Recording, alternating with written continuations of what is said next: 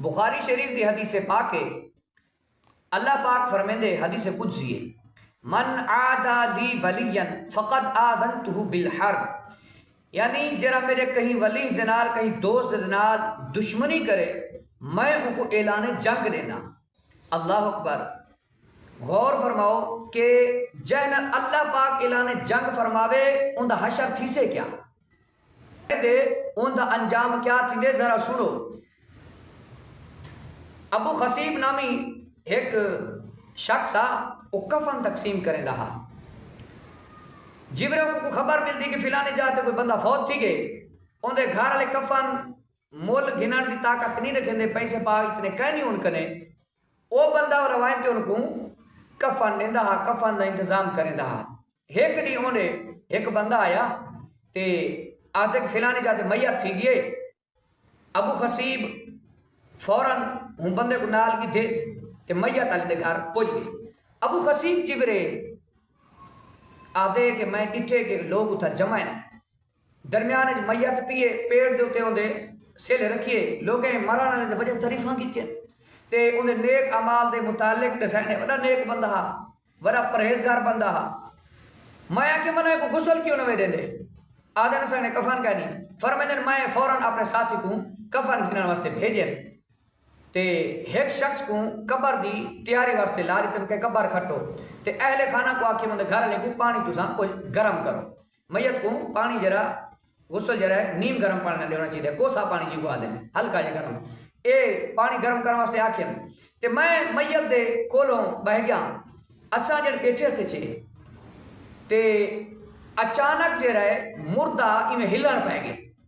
وہ دے پیٹ تے رکھی ہوئی سیلی تیری وہی تلے ڈہ گئے، وہ اٹھی تے بہ گئے، بلند آواز نال آکھن پہ گئے ہے با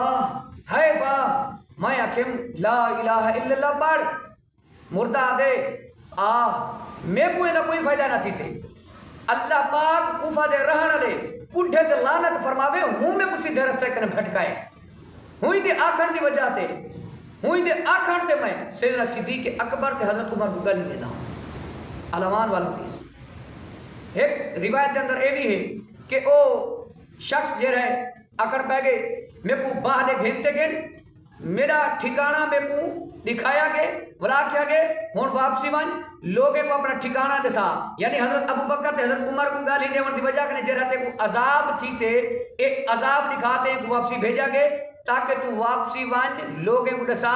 کہ میں ہی باہج آمنا ہے، ایک آگ تے او بے جان تھی تے ولا ڈہ پہ دوبارہ موت تے گھاٹ لہ گئی۔ الامان والحفیظ، اے عاشقان صحابہ اہل بیت میں غور کرو، یہ کوئی قصہ کہانی کہنی، یہ واقعہ کوئی من گھڑت گال کہنی، یہ کوئی سنی سنی گال کہنی، بلکہ امام ابن ابی دنیا نے یہ بہت بڑے محدث گزرے یہ ان باقاعدہ سند دے نال یہ واقعہ اپنی کتاب ذکر کی تھی۔ غور فرماؤ کتنی عبرت دی گال ہے، اللہ پاک اسا سب کو بغض صحابہ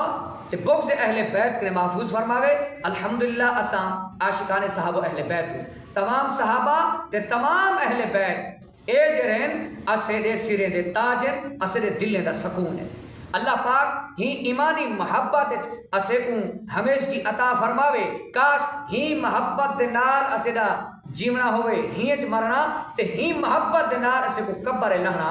نصیب تھی وے، آمین بجاہ خاتم النبی الامین صلی اللہ تعالی علیہ وسلم۔